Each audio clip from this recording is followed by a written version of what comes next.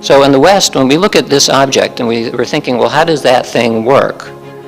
Let's think of it not so much in terms of a brain giving out thoughts, but more like a radio playing music. And a Westerner looks at a radio playing music, the first impulse will be, well, there must be something inside this box that is playing the music. So let's open the box with the expectation that we're going to find Led Zeppelin, because they must have a little Led Zeppelin in there making the music that the box is playing. So, but then we don't find Led Zeppelin. What we found are things like this, circuits.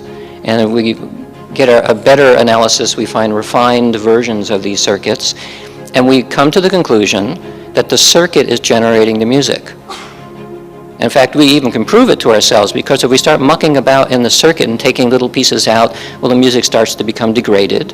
And so we can very logically and rationally come to the conclusion that the circuit is literally producing the music.